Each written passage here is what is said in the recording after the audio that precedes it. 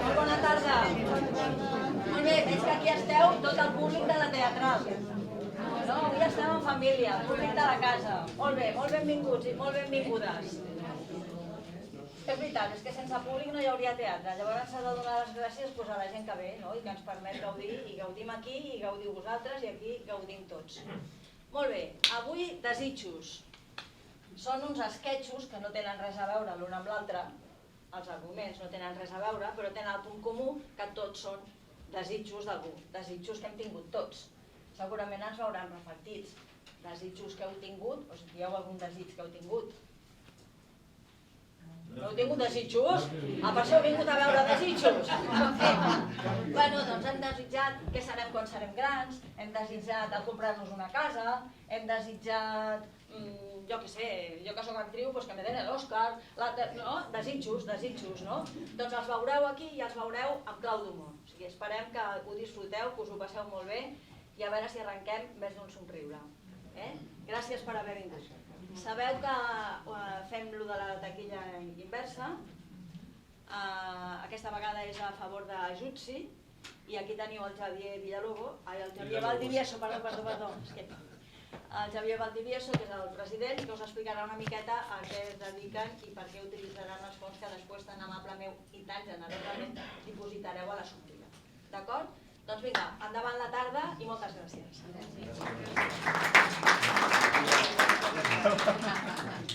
Bé, nosaltres som una petita... Jo soc associat com vosaltres i tenim una petita associació que es diu Ajut-Sí, que vol dir Associació per Ajut al Sud de l'Índia des de fa 28 anys. El nostre projecte és una petita escola al sud, en l'estat de Tamil Nadu, en un poblet anomenat Gangapuram, i és una escola al camp.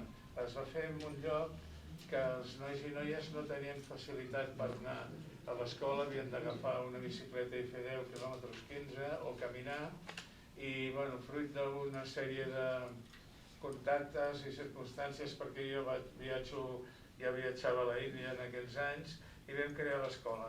Hi ha hagut diverses generacions d'alumnes, nois i noies, que han fet tota la secundària. Alguns han pogut fer estudis superiors amb ajuda també nostra o d'altres associacions, i va ser una cosa molt precària perquè no teníem ni permisos ni teníem... Simplement hi havia uns terrenys i aquí ens vam reunir 4 amics i 4 familiars i 4 companys de la feina i vam crear l'associació. I aleshores vam agafar 25 nois i noies, fèiem les classes a sota un arbre i el primer curs de secundària. L'any següent els vam passar a segon, vam habilitar un edifici antic que hi havia, vam fer la primera aula, i els de sisè van passar a setè, o sigui segon de secundària, vam agafar 25. Vam posar molt èmfasis en els estatuts que no volíem fer distinció per raó de casta, religió, sexe, classe social o qualsevol diferència. Encara que la nostra escola porta el nom d'un senyor hindú que va ser el meu mestre, que es deia Paramesvar, és una escola gestionada per cristians anglicans indis, i tenim alumnes musulmans, hindús, no creients i el que sigui, i nois i noies des del principi. Sabeu que l'Índia és molt especial, amb unes tradicions i una cultura molt antiga i també amb uns esquemes com són les castes i tot això. Per exemple, a les nostres classes els nois i noies seuen uns en un costat i els altres en l'altre, i nosaltres fem esforços perquè almenys juguin junts i comparteixin les estones de lleure.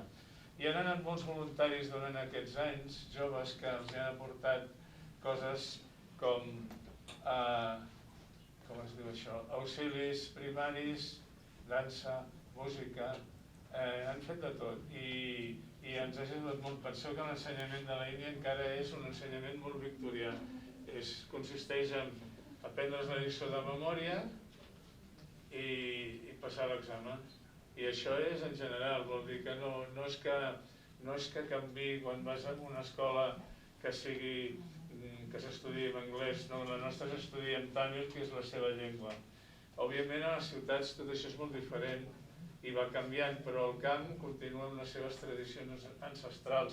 Són una gent molt, com ho diria jo, són pobres però no és una pobresa de misèria, són molt dignes i molt senzills, i els nostres alumnes sempre ho accepten tot amb molt de carinyo, amb el sentit que volen aprofitar tot el possible per estudiar. La majoria van descalços, no tenen mòbils, si tenen mòbils són d'aquells, no tenen iPads, no tenen ordinadors i tots s'aproven a final de curs. O sigui, ara el curs ha començat precisament ahir, que és el dia 4, no? Ahir va ser 4. Les vacances al sud són al maig, que és el mes més càlid, i els exàmens havien sigut a l'abril, i ara ha començat el curs. Què més puc dir? Que utilitzen tot el que tenen per prosperar i després estan molt agraïts.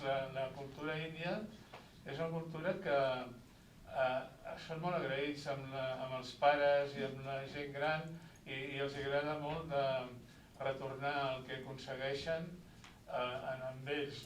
Una mica ens fan veure com aquí hem quedat una mica separat d'alguns valors humans.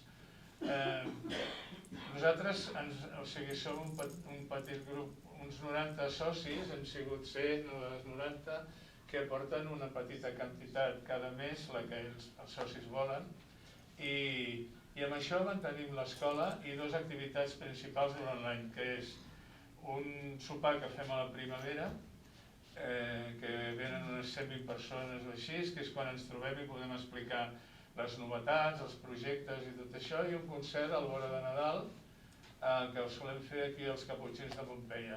A més, hem fet altres coses, com per exemple, no és la primera vegada que la soci col·labora amb la funció del teatre. Si us animeu, sigueu generosos, com ha dit la Victòria, moltes gràcies per col·laborar i que disfruteu del teatre.